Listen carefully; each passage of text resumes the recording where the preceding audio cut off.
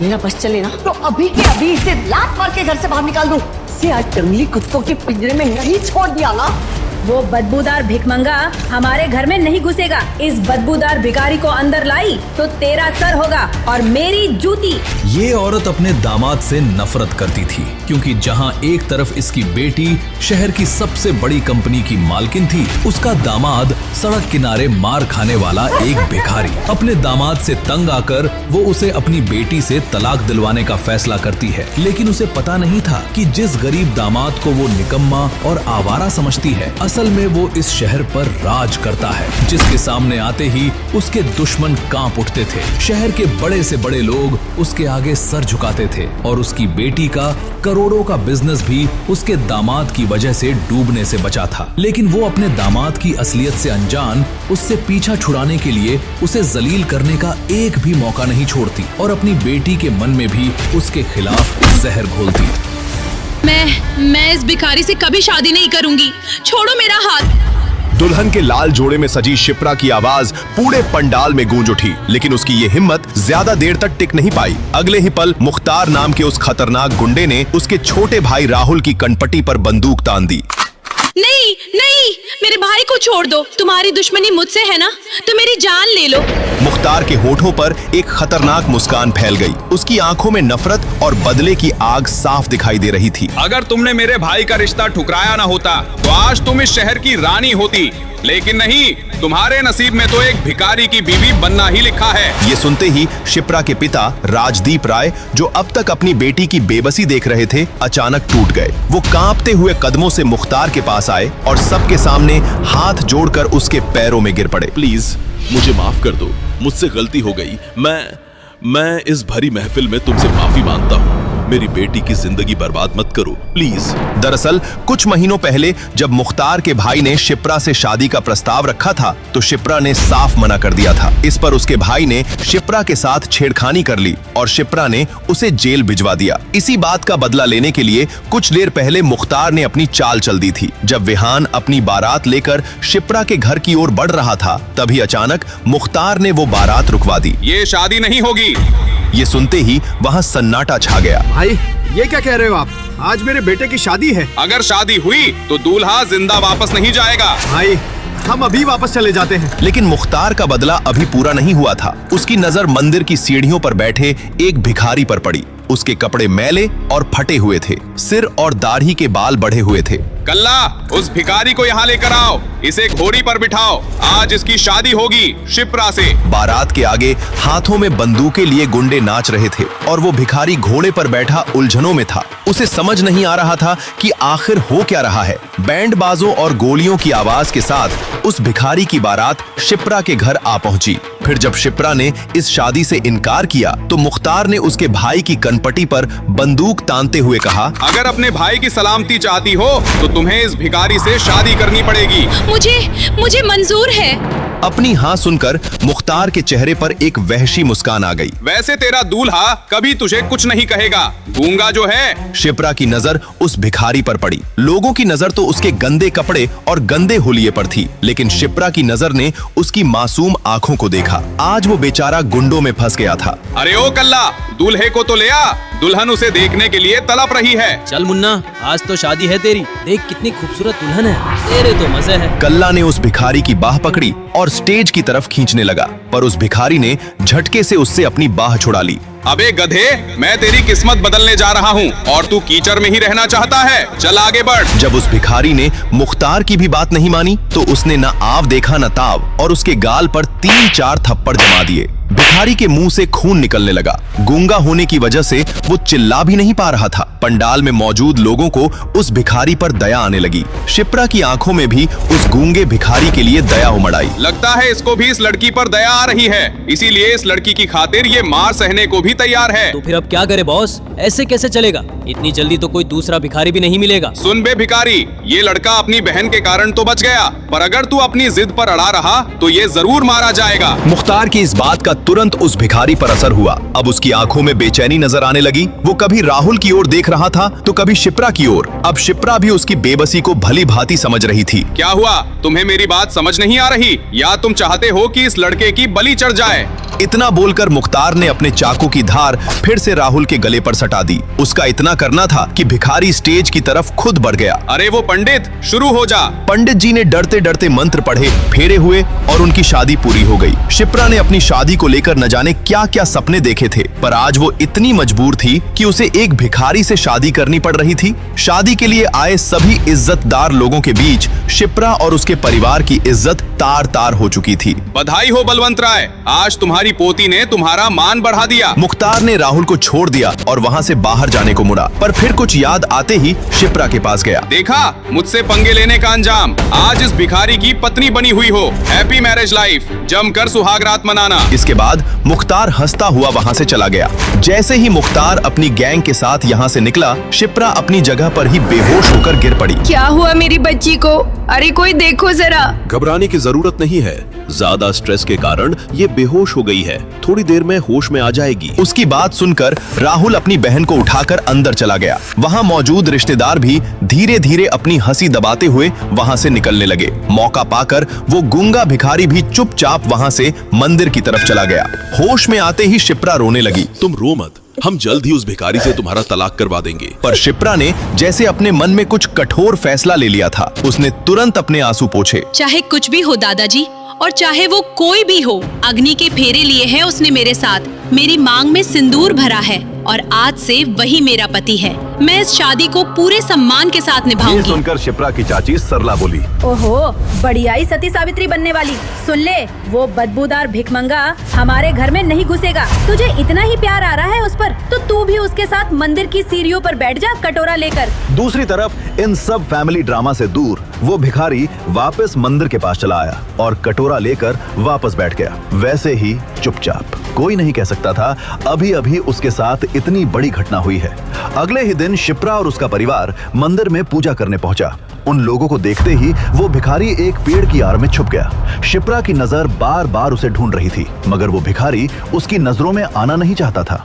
जैसे ही शिप्रा और उसका परिवार मंदिर की सीढ़ियां चढ़कर ऊपर पहुंचा, वहां 3-4 बड़ी गाड़ियां आकर रुकी और उनमें से 20-22 गुंडे उतरे और साथ में उतरा मुख्तार का भाई रजत। घेर लो मंदिर को, देखो कोई भाग ना पाए। अभी कोई कुछ समझता तब तक सारे गुंडों ने मंदिर को घेर लिया और रजत 2 गुंडों के साथ सीढ़ियां चढ़ता हुआ मंदिर के अंदर चला गया। शिप्रा आंखें बंद करके मंदिर की परिक्रमा कर रही थी। अचानक उसे महसूस हुआ कोई उसके सामने आकर खड़ा हो गया है। उसने आंखें खोली तो सामने खड़े शख्स को देखकर उसके पसीने छूट गए। तुम? अब क्या चाहिए तुम्हें? तुम्हारे भाई मुख्तार ने मेरी लाइफ का मजाक तो बना ही दिया है। सुना है तेरी शादी किसी भिखमंगे से करा दी भैया ने, मगर मैं इस शादी को नहीं मानता। अभी इसी मंदिर में तुझसे शादी करूंगा और आज रात ही मनाएंगे हनीमून। शिप्रा के पूरे शरीर में बिजली की सिहरन दौड़ गई। वो वहाँ से भागी अपने परिवार की तरफ। रजत भी उसके पीछे पीछे भगा और उसका हाथ पकड़ लिया। मंदिर में मुख्तार के भाई को देखकर सबकी घिघी बांध गई थी। किसी की हिम्मत नहीं थी कि वो आगे आकर उसे रोके। शिप्रा पूरी ताकत लगाकर भी अपना हाथ उसकी पकड़ से नहीं छुड़ा पा रही थी। तेरा हाथ उस दिन मेरे गाल पर पड़ा था ना, ऊपर वाले की कसम, इस मक्खन जैसे मुलायम हाथ को पकड़ने की कसम खा ली थी मैंने मेरी। मगर अभी वो अपनी बात पूरी कर पाता, तभी उसकी दर्द से चीखने की आवाज से पूरा मंदिर गूंज उठा। शिप्रा ने उस गुंडे रजत के हाथ पर इतनी जोर से काटा था कि खून निकल आया था। रजत की पकड़ ढीली पड़ गई थी। होते ही शिप्रा ने उसे धक्का दिया और वहां से सीढ़ियों की तरफ भागी। रजत का गुस्सा अब 7वें आसमान पर था। मुझे काटती है हरामजादी, बहुत हुआ प्यार व्यार से बात, अब देख मैं क्या करता हूँ। ऐसा बोलकर रजत शिप्रा के पीछे हॉकी स्टिक लेकर दौड़ा। शिप्रा बेसुध होकर भाग रही थी और इसी तेजी में सीढ़ियों के पास ही उसका पैर दुपट्टे में फंसा और वो वहीं लड़खड़ा कर गिर पड़ी। रजत उसके पास पहुंचा और गुस्से में चीखा, मुझे धक्का देती है, अब देख मैं तेरा सर कैसे खोलता हूँ। ऐसा बोलकर उस गुंडे रजत ने हॉकी स्टिक उठाया। शिप्रा ने डर के मारे अपनी आंखें बंद कर ली। वो समझ गई थी अब बचने का कोई रास्ता नहीं था। मगर 2 सेकंड बीते, 3 सेकंड बीते, उस पर हॉकी का वार नहीं हुआ। वो समझ नहीं पाई ये हुआ क्या। अचानक रजत का भी ध्यान इस बात पर गया। उसने उस भिखारी को देखा तो हॉकी मारना बंद करके कहा, अच्छा पति परमेश्वर जी, ये अच्छा है, अब ये विधवा होगी और फिर मैं इसके साथ सुहाग रात मनाऊंगा। विधवा विवाह तो अच्छी बात है ना, समाज सेवा कर रहा हूँ मैं। मगर खून से लथपथ उस भिखारी ने तभी अचानक एक छलांग लगाई और रजत को ऐसा धक्का दिया कि वो सीढ़ियों से गिरता हुआ नीचे गिर पड़ा। उसके शरीर से जगह जगह से खून बहने लगा। मगर तभी वहां पुलिस की गाड़ी आ गई। शिप्रा और उसके परिवार ने पुलिस को देखा तो उनकी जान में जान आई। वो दौड़ते हुए पुलिस के पास पहुंचे और जैसे ही इंस्पेक्टर से कुछ कहने ही वाले थे कि इंस्पेक्टर ने कहा, पकड़ के थाने ले चलो उस भिखारी को। मैडम आप घर जाइए, ये पुलिस का मामला है। मुख्तार भाई के भाई पर हमला किया है इस भिखमंगे ने, इसकी सजा इसे बराबर मिलेगी। मगर इंस्पेक्टर साहब, उसने तो मुझे बचाया है। अभी शिप्रा कुछ कहती तभी उसकी चाची सरला ने उसे बीच में टोकते हुए कहा, एक काम कर, तू भी इसके साथ थाने चली जा। जेल में तोता मैना का खेल खेलती रहना। ऐसा बोलकर सरला शिप्रा का हाथ पकड़कर जबरदस्ती वहां से ले गई। पुलिस वाले ने उस भिखारी को पकड़ लिया। वो भी चुपचाप उनके साथ थाने चला गया। थाने पहुंचकर इंस्पेक्टर ने उस भिखारी को उल्टा लटका दिया और बेल्ट से मारने लगा। साले, मुख्तार भाई से पंगा लेता है, तेरी चमड़ी उधेड़ दूंगा। मगर भिखारी अब भी चुपचाप मार खा रहा था। उसकी पीठ से खून बह रहा था, लेकिन उसने एक आह तक नहीं भरी। इंस्पेक्टर ने जैसे ही फिर से बेल्ट उठाई, थाने का दरवाजा धड़ाम से खुला। अगर अपनी नौकरी प्यारी है तो रुक जाओ इंस्पेक्टर। तुम जानते हो तुम किसे पकड़ लाए हो? हम सबकी वर्दी उतरवाओगे तुम। चलिए आपको हॉस्पिटल ले चलते हैं, बहुत चोट लगी है आपको। जय हिंद सर। ये भिखारी, इसने मुख्तार भाई के क्या मतलब सर? ये तो उस मंदिर का। कमिश्नर ने अपना मोबाइल निकालकर इंस्पेक्टर को कुछ दिखाया। वो देखते ही इंस्पेक्टर थर थर कांपने लगा। शौर्य राठौड़ ऐसे? माफ कर दीजिए, आप जो कहेंगे मैं मानूंगा। आपने बताया क्यों नहीं? उस मुख्तार की बातों में आ गया मैं। उसने तुरंत उस भिखारी को खोला और अपने जूते से खुद को मारने लगा। मैं ठीक हूँ और हाँ, किसी को पता नहीं चलना चाहिए मैं कौन हूँ। जी। भिखारी शौर्य वहां से निकला और वापस मंदिर के सामने जा अपने सर पर चोट वाली जगह थोड़ी मिट्टी रगड़ी और कटोरा लेकर बैठ गया, बिल्कुल चुप। उधर शिप्रा ने अपने घर की बालकनी से उसे देखा तो चौंक पड़ी। वो निकलकर उसके पास गई और कहा, आपको बहुत चोट आ गई मेरे कारण, मुझे माफ कर दीजिए। आप घर चलिए मेरे साथ। शौर्य ने कुछ नहीं कहा और चुपचाप उसके साथ उठकर चल दिया। जैसे ही वो लोग घर के दरवाजे पर पहुंचे, चाची सरला ने रास्ता रोक लिया। इस बदबूदार भिखारी को अंदर लाई तो तेरा सर होगा और मेरी जूती। इन सब का कारण तू है शिप्रा। किसने कहा था उस मुख्तार के भाई को झापड़ मारने को? चाची, जान बचाई है उसने मेरी। शोर शराबा सुनकर पूरा परिवार दौड़ा दौड़ा गेट पर आया। वहाँ का नजारा देखकर दादाजी दंग रह गए थे। सरला चाची बोले जा रही थी। अभी सरला आगे कुछ कहती कि दादाजी गरजे, सरला बस बहुत हुआ। उसकी जगह तेरी बेटी होती तो क्या तू उसका ब्याह उस गुंडे से कर देती? शिप्रा ने जो किया वो सही किया। अगर तुम्हें कोई दिक्कत है तो तुम घर छोड़कर जा सकती हो। इसे मॉल ले जाओ और इसके लिए कुछ अच्छे साफ कपड़े खरीदवा दो। सब ये सुनकर सन्न रह गए। सरला चाची चुपचाप अंदर चली गईं। दादाजी ने शिप्रा से उस भिखारी की चोट पर दावा लगाने को कहा और अपने पोते राहुल से कहा, जी दादाजी। थोड़ी ही देर बाद राहुल उस भिखारी शौर्य को बाइक पर बैठाकर मॉल ले गया। पहले तो वहाँ मॉल के गेट पर ही गार्ड ने भिखारी को देखते ही उसे रोक दिया, मगर फिर ये जानकर कि राहुल किस परिवार से है, उसे उस भिखारी के साथ अंदर जाने दिया। अंदर पहुंचकर राहुल ने उसे कुछ कपड़े दिलवाए और चेंजिंग रूम की तरफ ले गया। ये देखो, इसके अंदर जाकर तुम ये कपड़े पहनकर देख। और बात करते करते दरवाजा खोलकर देखते हुए अचानक राहुल की बोलती बंद हो गई। उसने जैसे ही एक दरवाजा खोला, अंदर से किसी लड़की के चीखने की आवाज आई, बचाओ। राहुल ने झट से सॉरी बोलकर दरवाजा बंद किया। वो लड़की दरवाजा बिना लॉक किए ही चेंज कर रही थी। उसने पीछे पलट कर देखा, भिखारी शौर्य किसी चेंजिंग रूम में घुस चुका था। राहुल वहां से बाहर आया। तभी एक हट्टे कट्टे पहलवान टाइप लड़के ने उसका रास्ता रोकते हुए कहा, क्यों बे, मेरी गर्लफ्रेंड का एमएस बनाता है? चुप, बिल्कुल चुप। कान पकड़ के मेरी गर्लफ्रेंड के सामने मुर्गा बन और कुकड़ू कू सॉरी बोल। क्या? वो दरवाजा अंदर से लॉक नहीं था। मैं सॉरी नहीं बोलूंगा, मेरी गलती नहीं है। तो ये ले। ऐसा बोलकर उस लड़के ने राहुल को मारने के लिए हाथ उठाया ही था कि किसी ने उसका हाथ पकड़ लिया। उसने पीछे पलटकर देखा तो चौंक पड़ा। है भिखारी मॉल में? तू अंदर कैसे आया बे? और रुक, तूने मेरा हाथ कैसे पकड़ा बे, सड़े हुए अंडे? ये तूने क्या किया हरामजादे? सलीम डॉन के भाई को मारता है, अब देख मैं क्या करता हूँ। ऐसा बोलकर वो शौर्य पर झपटा, मगर शौर्य ने उसकी कलाई को कुछ ऐसे घुमाया कि वो वहीं दर्द के मारे बैठ गया। कट की आवाज के साथ उसकी कलाई जाम हो गई थी। उसने फोन निकाला और शहर के नामी गुंडे सलीम भाई को कॉल किया। सलीम का नाम सुनते ही उस मॉल में अफरा तफरी मच गई।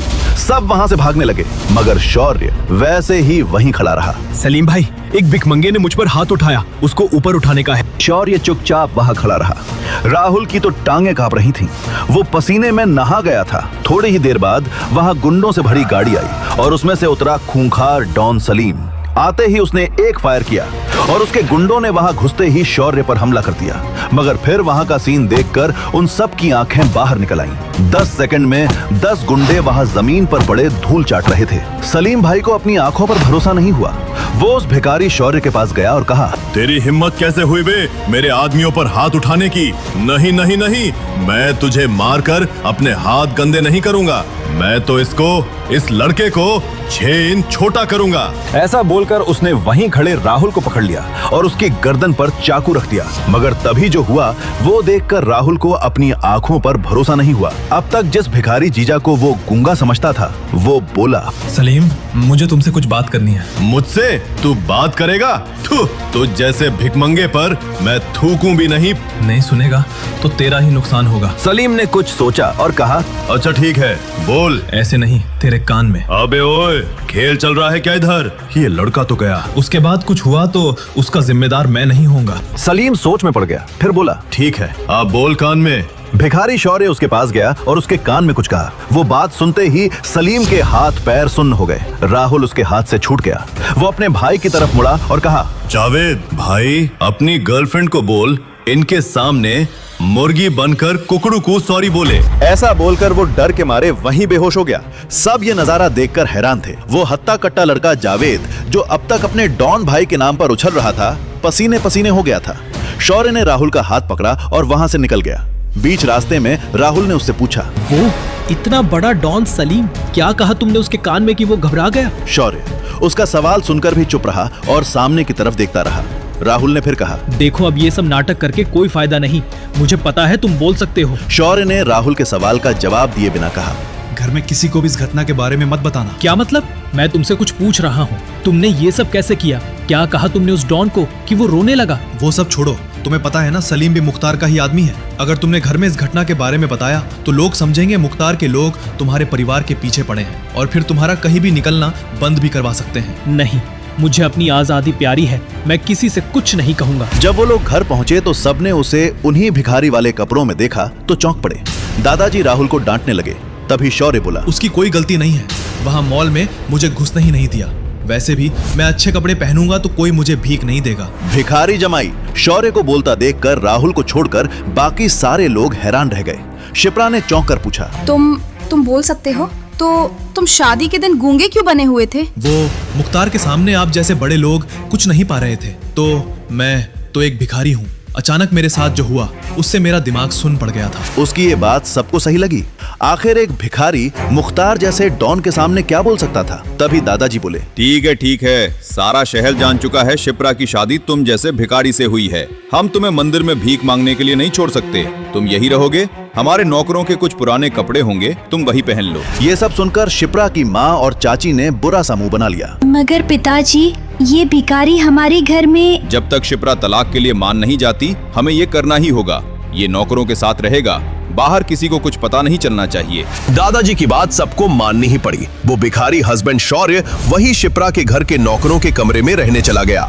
अगली ही सुबह शिप्रा अपने फोन पर पैनिक होकर किसी से बात करते हुए निकली। नहीं अनिश, तुम ऐसा नहीं कर सकते। तुम्हारे मॉल में सबसे ज्यादा बिक्री मेरे ही ब्रांड के कपड़ों का है। तुम मेरे ब्रांड को वहाँ से हटा कैसे सकते हो? उधर से अनिश नाम के उस बिजनेसमैन ने कुछ ऐसा कहा जिसे सुनकर शिप्रा और तमतमा गई और कहा, ठीक है, मैं वहीं आकर तुमसे बात करती हूँ। ऐसा बोलकर शिप्रा गुस्से में घर से A to Z मॉल के लिए निकल गई। A to Z mall Rajasthan का सबसे बड़ा मॉल था और शिप्रा की क्लोथ कलेक्शन की सेल का सबसे बड़ा हिस्सा वहीं से आता था। वहाँ के मालिक अनिश ने अचानक शिप्रा के ब्रांड को अपने मॉल में बैन कर दिया था और उसके ब्रांड के सारे कपड़े वहाँ से हटा दिए। शिप्रा जब गुस्से में वहाँ पहुँची तो अनिश अपने कैबिन में चिल कर रहा था। अंदर घुसते ही शिप्रा उस पर चीखने लगी, मगर अनिश को इन सब से कोई फर्क नहीं पड़ा। उसने एक कुटिल मुस्कान देते हुए कहा, एक लड़की जिसका हस्बैंड रास्ते का भिखारी हो, उसका ब्रांड हमारे मॉल में होने से बहुत ही बदनामी हो रही थी। वो ब्रांड हमारे स्टैंडर्ड को गिरा रहा था। ये सुनकर शिप्रा जितना चौंकी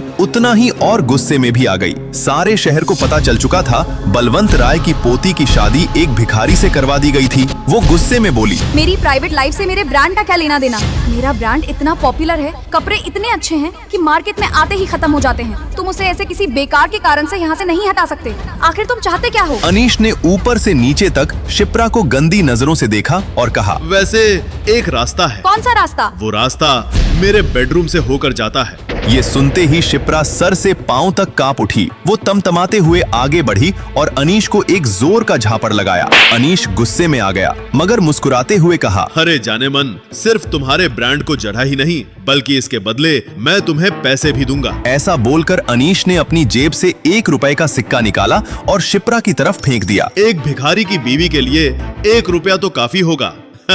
शिप्रा गुस्से और शर्म के मारे वहां से निकल गई। वो घर पहुंची तो देखा उसकी माँ उस भिखारी दामाद से पोंछा लगवा रही थी। उस भिखारी को अपने सामने देखकर उसका गुस्सा और बढ़ गया। शिप्रा की माँ ने जब उसे इतने गुस्से में देखा तो पूछा, क्या हुआ शिप्रा बेटा, क्या कहा उस अनीश ने? शिप्रा ने अपनी माँ को सारी बात बताई। ये सुनकर उसकी माँ ने गुस्से में उस भिखारी दामाद को लात मारते हुए कहा, सब इस भिखमंगे की वजह से हुआ है, भाग यहाँ से, राहु केतु की औलाद। शिप्रा का भिखारी पति वहाँ से उठकर चुपचाप चला गया। अपने कमरे में जाकर उसने राय मेंशन के बूढ़े नौकर से उसका फोन मांगा और कहीं कॉल किया। थोड़ी ही देर बाद शिप्रा का फोन बजा। उसने देखा ये अनीश का फोन है। अनीश का फोन? इसकी मैं अभी बंद बजती हूँ। हेलो। मगर उधर से अनीश जो बोला वो सुनकर शिप्रा को अपने कानों पर विश्वास नहीं हुआ। अनीश रो रहा था और बोल रहा था, शिप्रा, मुझे माफ कर दो। मैं बर्बाद हो गया, सड़क पर आ गया मैं। क्या किया तुमने मेरे साथ? शिप्रा कुछ समझ नहीं पा रही थी। अनीश ये सब क्या बोल रहा है? अभी वो कुछ बोलती उसके पहले ही शिप्रा को फोन पर अनीश की पिटाई की आवाज सुनाई दी और फिर फोन कट गया। उसने जल्दी से टीवी ऑन करके न्यूज लगाया। उसमें ब्रेकिंग न्यूज देखकर वो चौंक पड़ी। Breaking news! आज अचानक राजस्थान के सबसे बड़े मॉल A to Z के शेयर्स 0 रुपए पर आ गए और अगले 2 सेकंड में ही ऑल को बिग बुल मॉल्स लिमिटेड ने उसे सिर्फ 1 रुपए में खरीद लिया।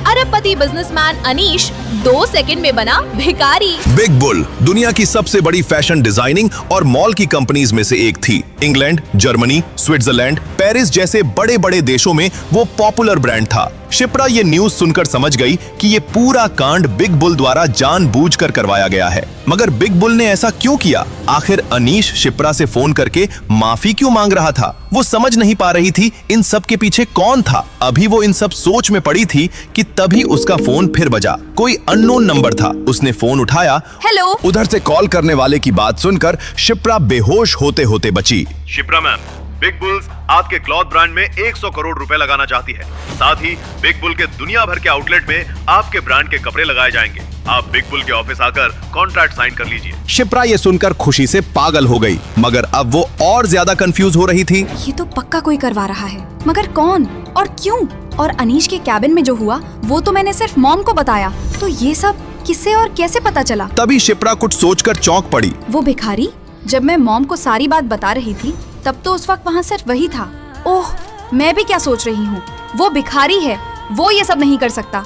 मगर कौन? घर में जब सबने ये न्यूज सुनी तो सबकी खुशी का ठिकाना नहीं रहा। पिछले कुछ दिनों में ये पहली खुशी की बात घर में आई थी, और वो भी ऐसी खुशी जो किसी ने सपने में भी नहीं सोचा था। दादाजी ने ऐलान किया, शिप्रा के इस अचीवमेंट के लिए आज शाम में हमारी तरफ से पार्टी। सभी पार्टी की तैयारी में लग गए। दादाजी अपने कमरे में पहुंचे ही थे कि तभी दादाजी के फोन की घंटी बजी। उस पर लिखा नाम देखकर उनका चेहरा पीला पड़ गया। मुख्तार ने फिर फोन किया था। उन्होंने डरते डरते फोन उठाया तो दूसरी तरफ से मुख्तार बोला, बलवंत राय, कैसा लग रहा है एक भिखारी को दामाद बनाकर? तुम क्या चाहते हो? एक तो तुमने शिप्रा की शादी जबरदस्ती उस भिखारी से करवा दी, उसके बाद भी तुम्हारे उस गुंडे भाई ने फिर से मेरी पोती को छेड़ा। हमने दर्द दिया है, हम ही दवा देंगे। अपनी पोती को बोलो मेरे भाई पर से केस वापस ले ले, फिर कोई तुम्हारी फैमिली को कभी परेशान नहीं करेगा। एक काम कर, आधे घंटे में मुझे होटल राजकमल में मिलो, मैं बताता हूँ क्या करना है। ये सब बातें सुनकर राय फैमिली में अफरा तफरी मच गई। पता नहीं मुख्तार नाम का वो गुंडा अब क्या करने वाला था।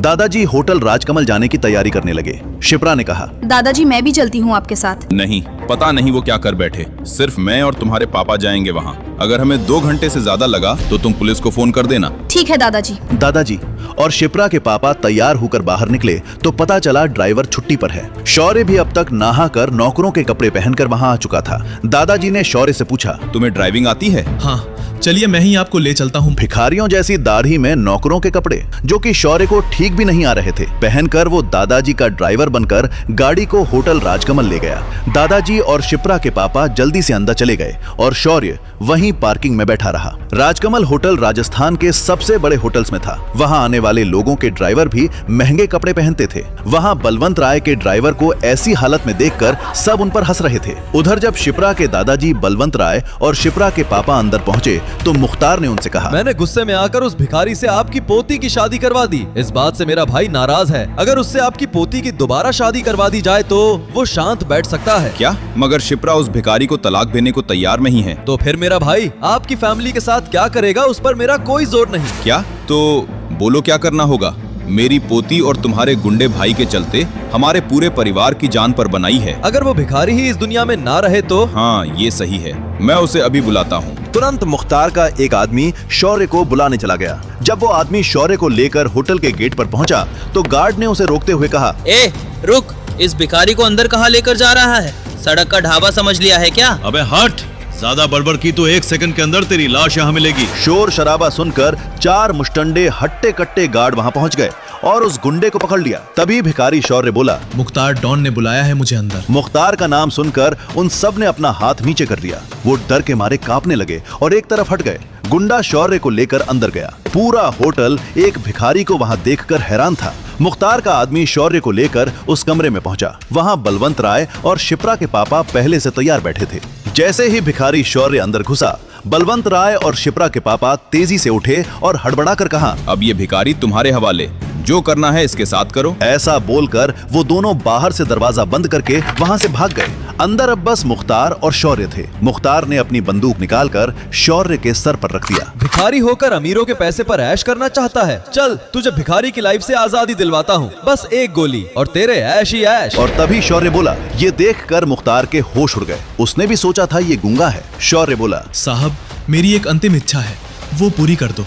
मुझे बस एक फोन करने दो। अच्छा, तेरे पास भी फोन करने के लिए रिश्तेदार हैं? सही है भाई, चल कर ले अपनी अंतिम इच्छा पूरी। ऐसा बोलकर मुख्तार ने अपना फोन भिखारी शौर्य को दे दिया। शौर्य ने फोन लिया और एक नंबर डायल किया और बस एक मिस कॉल देकर फोन कट कर दिया। मुख्तार ये देखकर हंसने लगा। अबे ये तुझ जैसे भिखमंगे का फोन नहीं है कि मिस कॉल दे। मुख्तार डॉन का फोन है, मुख्तार डॉन का। कर ले बात, तेरे पास बस 1 मिनट है। अभी मुख्तार डॉन अपनी बात भी पूरी नहीं कर पाया था कि तभी वहां आसमान में हेलीकॉप्टर्स की आवाज गूंजने लगी। होटल के सामने धुल का गुबार छा गया। मुख्तार चौंक पड़ा। हेलीकॉप्टर्स! ये किसने बुलाया? ए भिखारी, किसे मिस कॉल दिया था तूने? कौन है तू?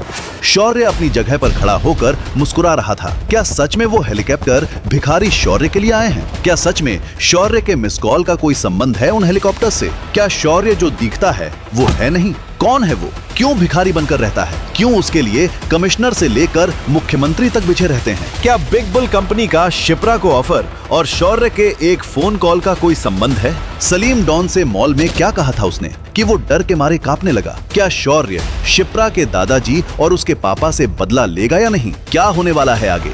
नीचे दिए गए इंस्टॉल बटन पर क्लिक करके डाउनलोड कीजिए पॉकेट FM और फ्री में सुनिए एक रहस्यमयी भिखारी की कहानी, बेगर हस्बैंड। ये कहानी सिर्फ पहले 100 लोगों के लिए ही फ्री है।